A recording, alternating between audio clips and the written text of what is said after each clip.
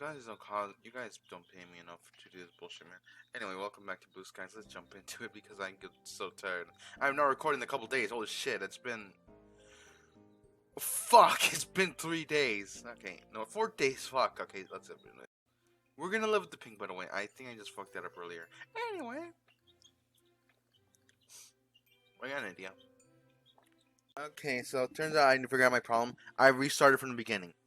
Anyway, I did all the options I did last time, which was the whole make it Yuri more independent kind of stuff. So yeah, we're back in this. So it's 9:01 a.m. So I'm going to go into 9:31 p.m. a.m.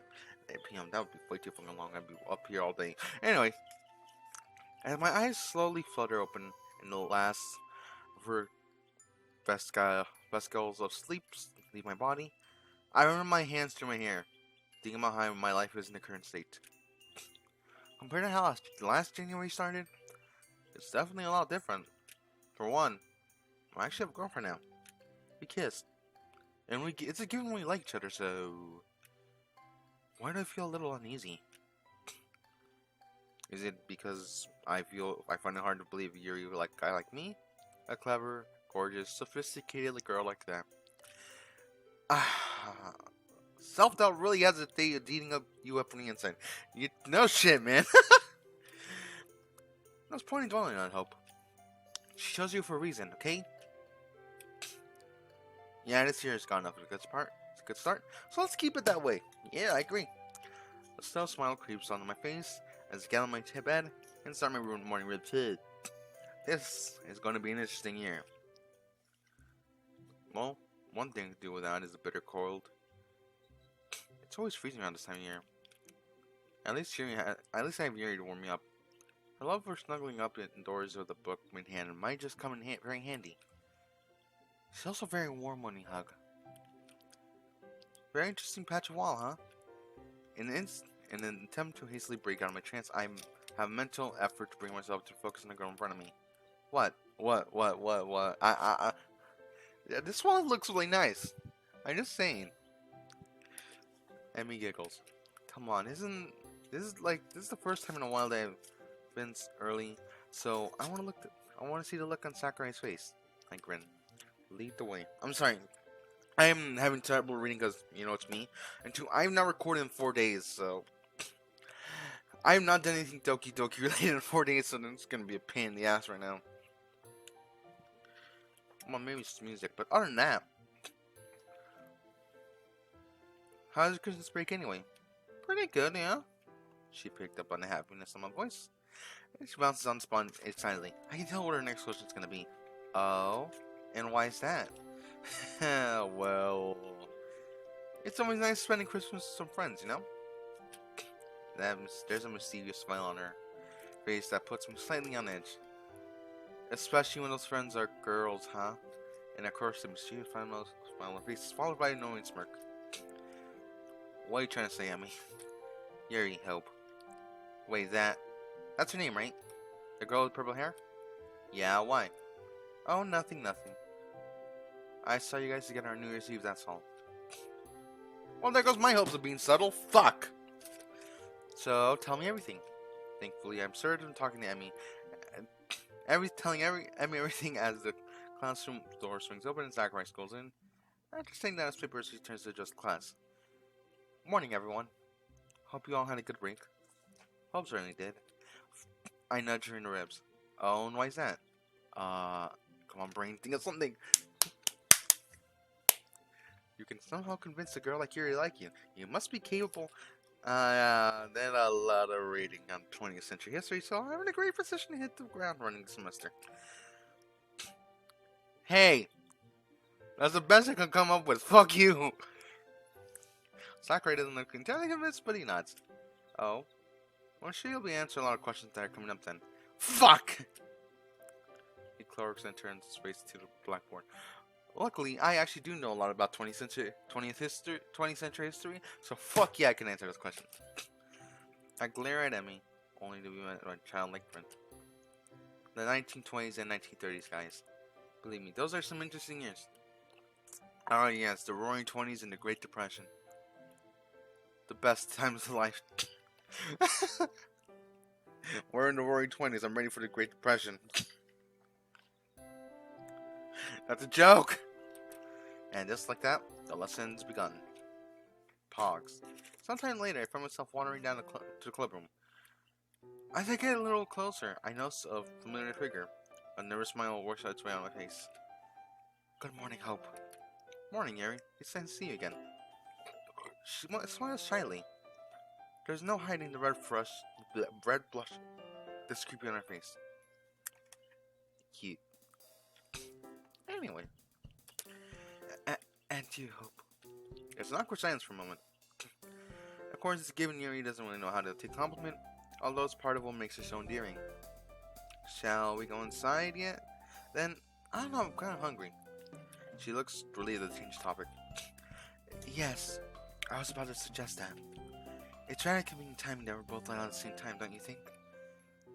That or both our teachers happen to be hungry. You're the analytical one, so I'll leave that up to you. With a small laugh, she opens the door and leads us through. To my surprise, we're the last ones in. Monica and Siri look deep in a conversation about something, while Natsuki hides her face firmly hidden behind some manga. The girls look over, while Monica and Siri do, and give us a brief smile before turning back to your conversation. Shall we go over and talk to them? Yuri pauses for a moment. Her eyes briefly go to the other club member. She eventually shakes her head. Well, I wouldn't. It seems like they're engrossed in their own thing. Nah, fair enough. What's for me? We both take a seat and pull out our food. Unsurprisingly, Yuri's food looks a lot fancier than mine. I motion towards it. Homemade, I'm guessing? Yes. You can never go wrong with vegetable stir-fry paired with rice. The combination of flavors is always satisfying to the taste buds. Yeah, I remember seeing that. I don't sound like a broken record, do I? No, not at all. I just remember it because I thought it would be interesting how food meant a lot to you. She doesn't look entirely convinced, but she starts eating nonetheless. God fucking damn it. A brief silence falls between us. You know she's looking forward to her food. I get a skewed suspicion that her focus is elsewhere. Say, Hope. Have you given much thought to what you want to do after school? Probably go home and watch anime. Why? She briefly makes eye contact, seeing near her eyes, trying to figure out what if I'm being sarcastic or serious. It's strangely enjoyable, in a silly sort of way. Eventually, she realizes I'm joking and smiles as she shakes her head softly. You know what I mean. Truthfully, I don't know. I'm not really something. It's not really something I've spent a lot of time thinking about. I'm being honest. I probably should be giving it some thought, but it just isn't high on my priority list. My eyes wander over to Siri and Monica. Siri looks like she's a little sad about something, but Monica's trying to cheer her up. Beside them, talking makes me feel grateful but a little guilty. As much as I'm enjoying time with Yuri, I've rarely seen much of Siri the past few months. Still, it's good enough she has other friends, right? Given how we're only second years, it's understandable. I return my gaze to Yuri. Judging by the look on your face, you probably spent a little more time than I have. That not matter. I suppose you could say that. Let me guess. You want to go to university? Study like Japanese? Is it really that obvious? It was just a really fitting pick, that's all. I suppose it is. I imagine you're excited to go?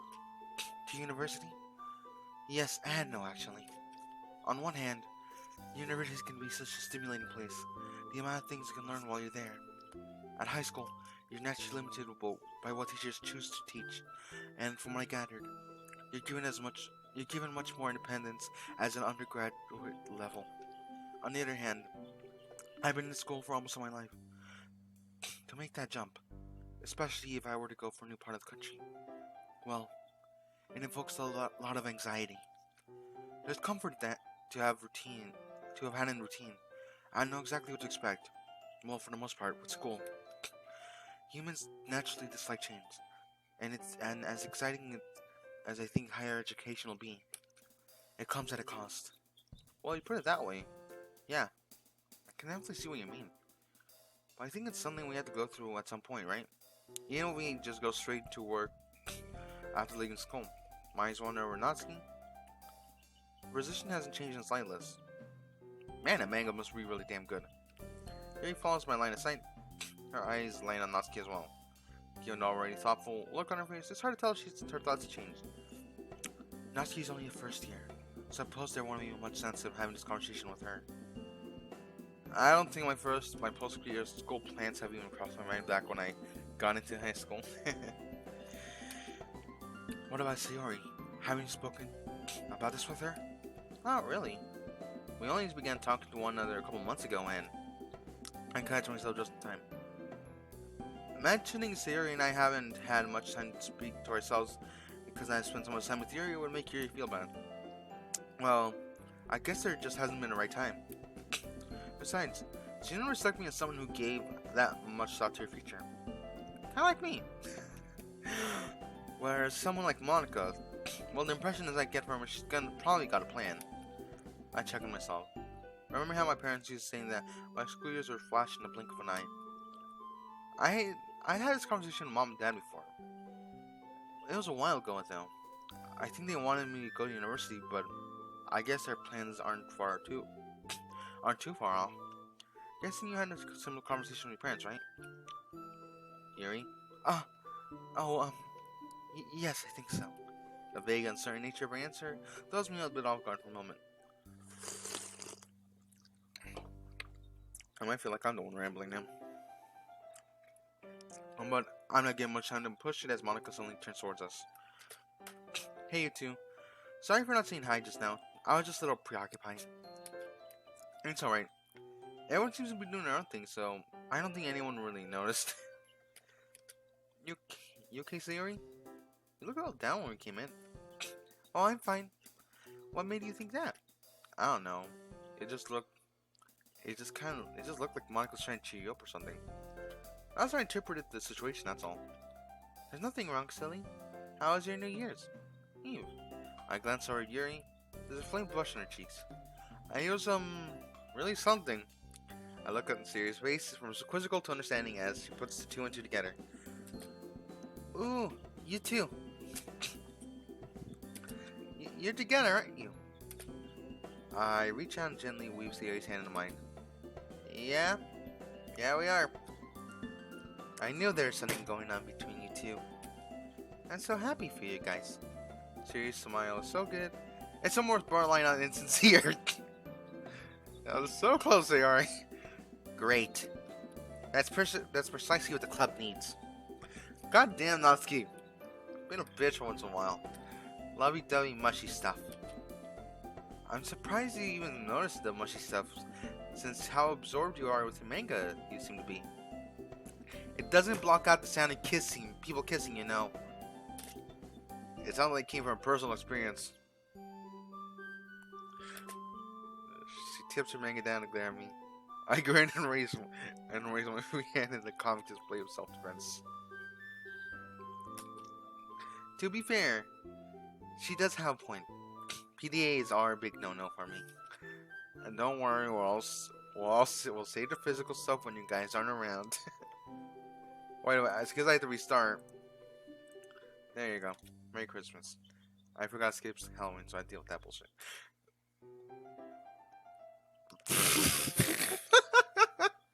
How the fuck did they just...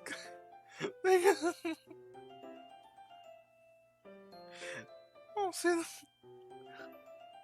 Sayori's face is just like the one that makes me laugh the most is Sayori's and Yuri's faces. Yuri because she has no understanding what's happening. Sayori because wait, let me knock on there. Yeah, there's nothing in there. Natsuki looks like she's about to kill us, and Yuri is unimpressed by that joke. And Monica's unimpressed by that joke. Thank you. Natsuki's the only one still fucking... Everyone's just uncomfortably laughing. She wants to kill me. Which is understandable. I want to kill. I'm not going to say anything. I'm not... No, that's too far for you and for me. That's not even a joke. What?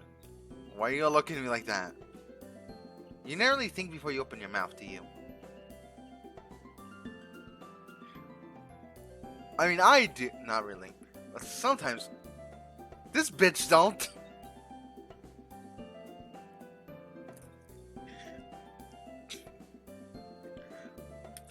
What do you mean? The sound. What do you mean? I sound a bell ring.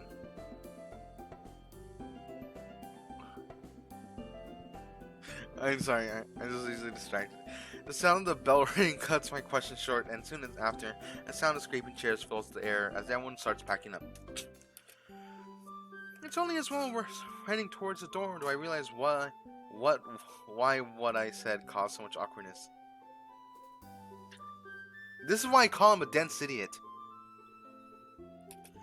Oh. No, I didn't mean like that.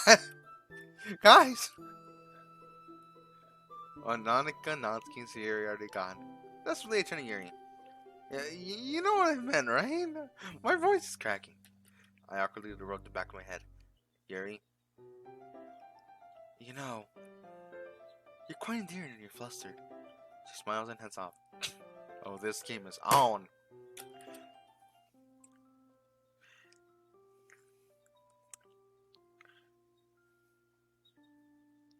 Happy January. Even though we're almost near the middle of July. It's already weird, we're already in the second half of 2020. Anyway, it's nice to have a day to myself for once. It seems like a while since I haven't had plans for the weekend. Funny thing is what joining a single club can do for your social life. That's probably an exaggeration on my part, though. I'm just used to staying in on weekends so that whenever I do go out, it's a huge deal in my mind. Let's see. What should I do? I'm suddenly overwhelmed by the possibilities. Well, I guess I should start by brushing my teeth and getting dressed. A nice, minty taste permeates my mouth. Unfortunately, orange juice is out of question now. Do it! Do it, pussy! Might as well make another foray into the world of cooking. What's one of the recipes Yuri's told me about? Egg rice? Sounds pretty simple back then. Let's see if it actually is. I half-heartedly swing some rice into a bowl full of water. It's been a while since I cooked rice for myself. I guess I'm just too impatient to wait for it to cook. Let's see. Egg rice is pretty good. The mouthful feels kind of slimy, but the taste is there. I don't know if I actually cooked it correctly, but how badly could I have messed it up such a simple recipe? No, it's me. Pretty badly. At least I didn't burn out the house like Yuri. Almost, I mean. I might make it again. The next time I'm too lazy to make something more complex. Which is say, basically every meal. This gotta be more healthy than instant meals though, right? I wonder what Yuri's eating right now. I wonder if Yuri's eating right now too. She did say she eats for breakfast quite often. It's more the cheesy thing where people are connected by the same moon overheard. Instead of moon, we're connected by eggy rice. Yuri does wake up earlier than me though, so I should probably finish eating by now. Speaking of Yuri, I should probably make some headway on one of the countless books she recommended me. So, if she wanted to be able to keep up with her, let's see. I've gone through a few chapters of the book, but I'm already feeling restless. The plot isn't bad, but the themes seem very elusive to me. It's interesting to employ. It employs a stream of consciousness style of narrative, too, that I'm not used to reading. I wonder if Yuri ever gets bored on reading. It's not like she's some inhuman reading machine. So there must be some writers she dislikes. Knowing her, she'd be the type of person to soldier on and finish the book anyway. Spider feelings towards it. Maybe I should go inside and stretch my legs a bit. Then come back to the book and later fresh eyes. It's the type of winter day outside that's sunny yet still chilly. The clear cold sunlight shines up on the uniformly gray sky. The kind of sunlight always reminded me a bit of hue of room for shut up over there. Fluorescent lights. It makes the air seem strangely crystalline. I think that's the word pronounced. Fortunately for me, it's not cold enough to warrant bunding bundling up. Oh fuck, my ears itchy. My ears itchy. My ears itchy. Alright. A bunch of layers. Just my sweater's enough to keep me comfortable. Some people have crazy cold tolerances. I've never been able to reach that level of girls who wear skirts in freezing weather. You know, yeah, some of those are like really weird. Then again, I have those crazy cold tolerances myself. Which is ironic, because I hate cold. Speaking of which, there's a grown girl approaching me. Looks like she's washing her dog. There's a street sweeper just by my house. Yeah. Is that Shiori? Hey, Shiori. What's up, Hope? I didn't know you lived this close to me. Oh, is that your house over there? I don't say I live too close by. I just thought I really take long walks. Huh. Maybe you should go on a run with me sometime. As if I'd be able to keep up with her. Anyway, it's just that my dog really likes being outside. So I ate two birds with one stone by getting both me and my dog to exercise this way. I just realized the exercise spelled with a Z. Was that how you spell exercise? I don't know. Isn't that right, Mochi? Yes, I love the dog. Wait a minute. Oh my god, there's some... Okay, so... I just realized what this is. This reminds me... Not what this is, but this reminds me of. I don't know if this is like purposely in there as a little Easter egg or kind of thing, or this just happens to be a really strong coincidence.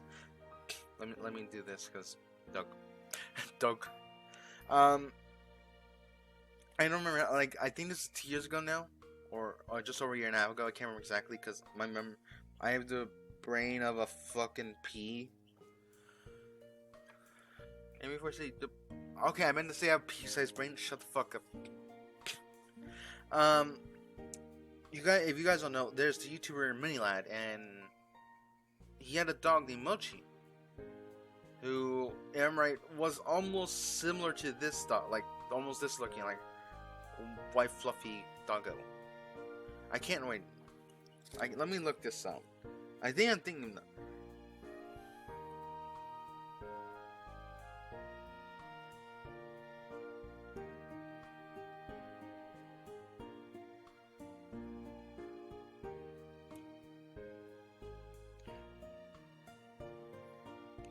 Yeah, it looks similar to this dog.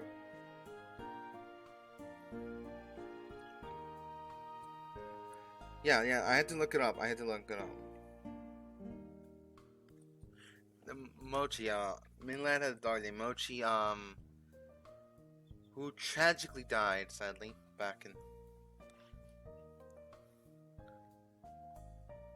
No, yeah, it was like in... Yeah, it was in 2018. So it was over a year ago. It was over 2 years ago. So yeah, eventually it looks like this dog. I think this is Samoyed as well, which is what the design over. I don't know if this is actually like an Easter egg based on Craig, Mainland, based on his dog, which if it is, kind of makes sense considering this mod was being developed 2 years ago, and the dog did die 2 years ago. So, if this is a coincidence, then that's a pretty weird ass coincidence for me, I'll be honest. But if this is meant to be like a tribute to his dog, then that's actually pretty fucking awesome.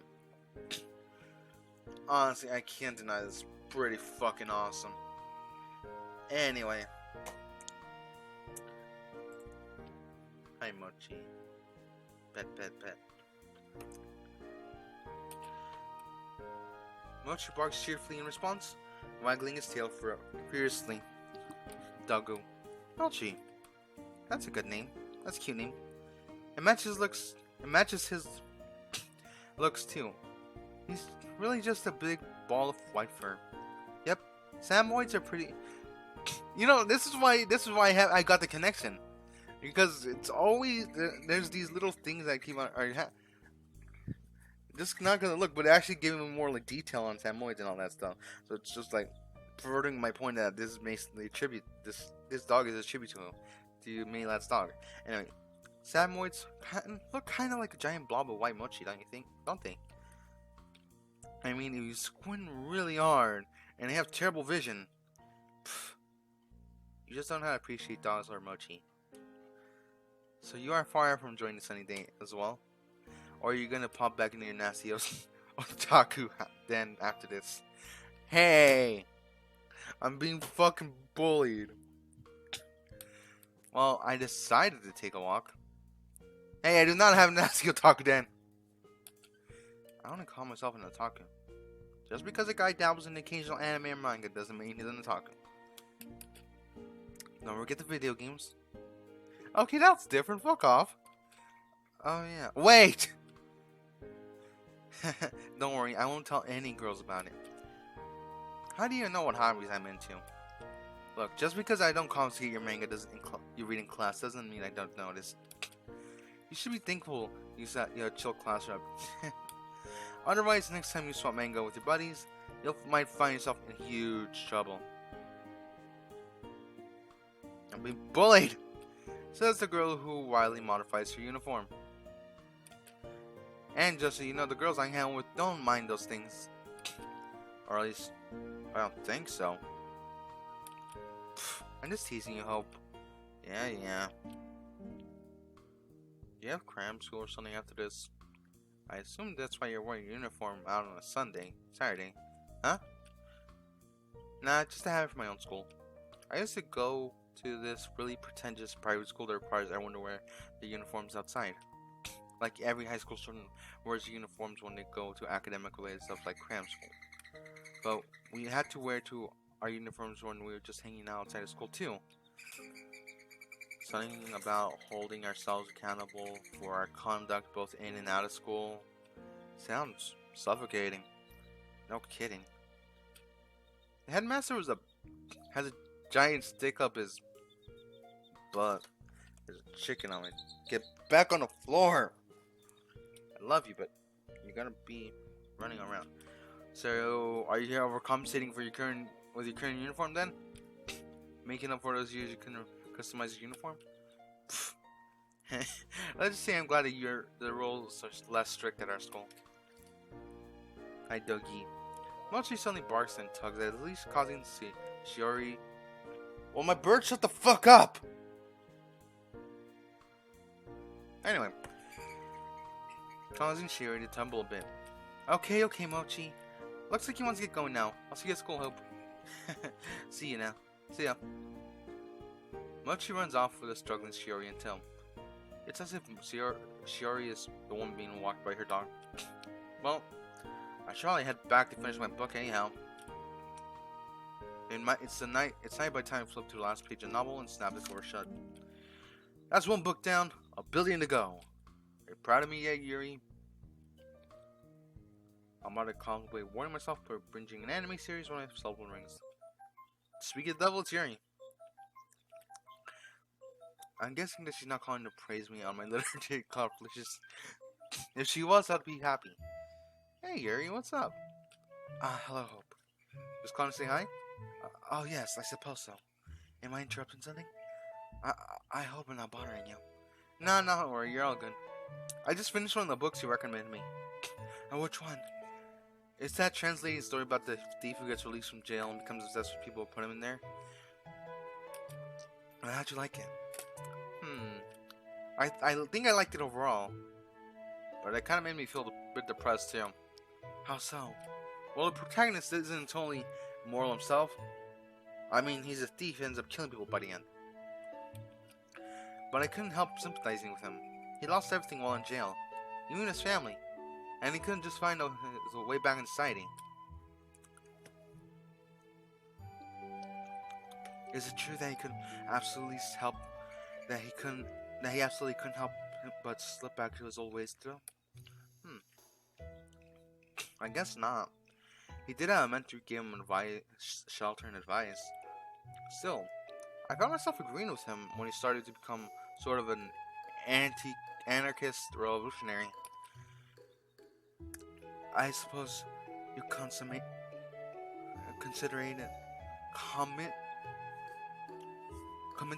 with the lack of judgment from the protagonist's point of view. Yeah, I like how ironic the ending is. The main character ends up the whole book calling his enemies traitors and dogs, but in the end he gets killed by police dogs. I like to think I would agree with you on a story being rather melancholic, one. It's quite an essential bit of literature. However, I do disagree with the protagonist's actions myself. The way he's seen, while the main character's life is unfair in some aspects, he also uses anger and anarchist ideas to hide his own flawed character. After all, the story employs first-person narrative and stream of consciousness, so there's an element of unrelatable narrator there. That's true. He did try justifying some pretty bad things, but in the end, death is the greatest equalizer. Just as the protagonist dies, so shall his supposed enemies.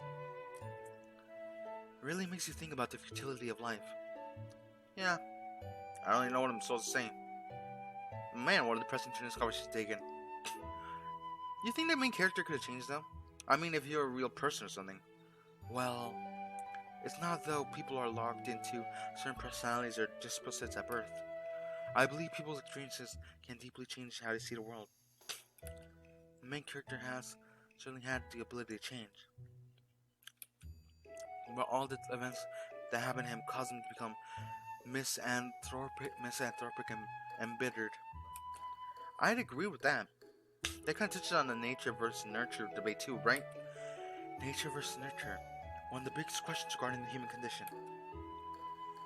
I'm inclined to focus on how people's environments affect them, rather than on what they're generally predisposed to do myself. That's one of the reasons I love reading people's both real and fictional stories so much. You get to see how developed through all the conflicts they endure. It's almost like a parent watching their child grow, but spread up to fit in the few hours it'll take you to read the book. It might only take you a few hours, but it's probably taking me much longer than that. It doesn't take a long time when you become totally absorbed by the book. And what's amazing about literature is that it can make you sympathize with despicable people by showing you how their mindsets are warped by their experiences. And how do you know how much about a person's personality can be attributed or nature and nurture? There's no real way you can measure that thing. Oh, a good point. And what if your brain is wired your brain is wired in a way that makes you more likely to enjoy things like literature and tea? Maybe dopamine gets released into your brain in a different way than it does in mine. That's an example though. I'm no neuroscientist. Perhaps how much is the wrong question. It may be more accurate to ask along the lines how much nature and nurture interact. Anyway, I'm glad you enjoyed the novel. I may be sending in more recommendations your way soon. Oh wait, I didn't read. Shit. Hold on, I still have a long list of books to go.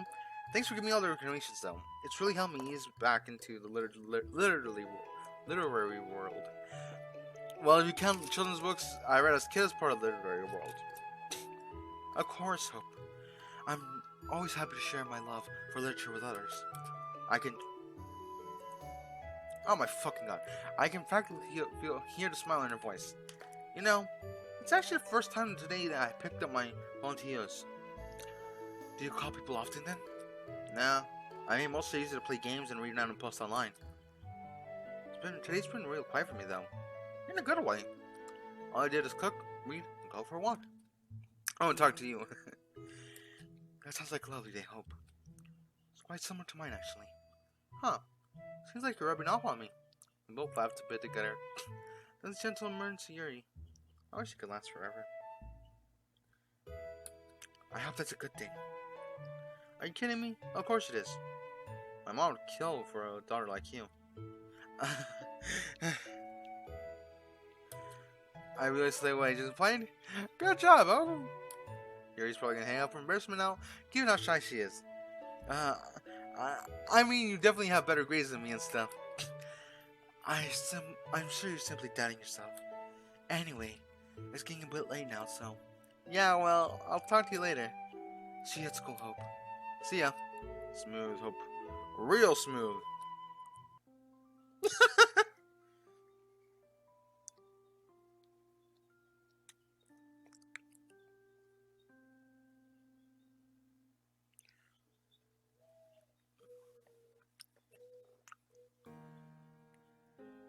Poggers. Anyway, thank you guys for watching. There's no 10 slots, so I'm not sure what's gonna happen. Anyway, thank you guys for watching. I'll see you guys next time with a brand new episode of Blue Skies. I am dying inside. Goodbye.